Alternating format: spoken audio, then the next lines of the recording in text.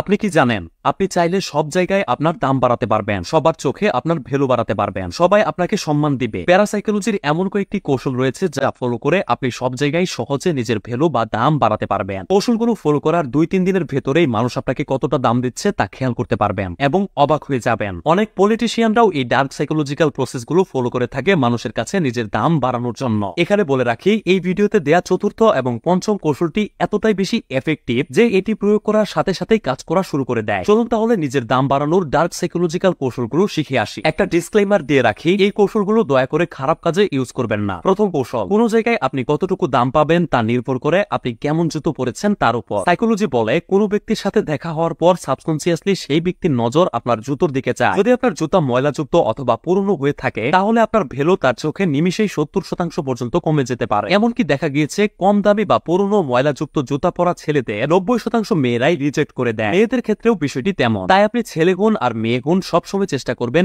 একটু দামি এবং আপনার পায়ের সাথে মানানসই স্টাইলিশ জুতো পরতে, অথবা আপনার যে জুতো রয়েছে সেগুলোই সবসময় পরিষ্কার পরিচ্ছন্ন রাখতে। দ্বিতীয় কৌশল, প্রত্যেকটি জায়গাতেই কথা কম বলতে হবে। ধরুন এক জায়গায় 5 জন বসে আড্ডা দিচ্ছে, আপনি সেখানে গিয়ে অনর্গল কথা বলা শুরু করলেন এবং বলতেই থাকলেন। এতে করে সেই 5 জনের চোখে আপনার দাম অবশ্যই কমে যাবে এবং তারা আপনাকে অপছন্দ করা শুরু করবে। কিন্তু এর পরিবর্তে আপনি যদি সেখানে গিয়ে মনোযোগী হয়ে সবার কথা শুনতেন তাহলে বাকিরাও আপনাকে অ্যাটেনশন দিত এবং আপনার মতামত শুনতে চাইতো। যারা কম কথা বলে তাদেরকে সাইকোলজিক্যালি অন্যরা জ্ঞানী ভাবতে শুরু করে। তাই যদি নিজের দাম বা ভ্যালু বাড়াতে চান তাহলে সব জায়গায় প্রয়োজনের বেশি কথা একদমই বলা যাবে।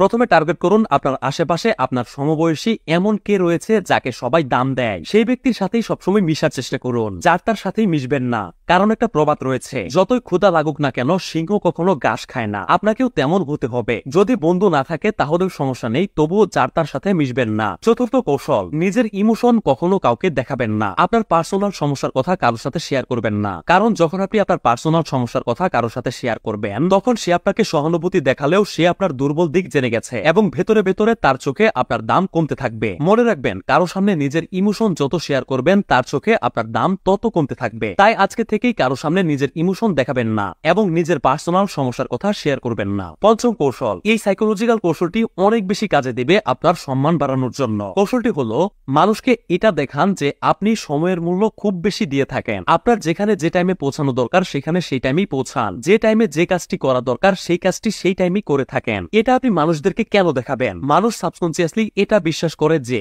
যেই ব্যক্তি সময়ের মূল্য দিতে জানে না সেই ব্যক্তি অন্যজনের মূল্য দিতে জানে না। তাই যখন তারা দেখবে আপনি সময়ের মূল্য সঠিকভাবে দিতে জানেন তখন তাদের ব্রেন আপনাকে একজন সম্মানিত ব্যক্তি হিসেবে ভাবতে থাকবে এবং তাদের কাছে আপনার মূল্য বা ভ্যালু কয়েক গুণ বেড়ে যাবে। এই 5টি সাইকোলজিক্যাল কৌশল ফলো করলে চারিদিকে সবার চোখে আপনার দাম 100% বেড়ে যাবে।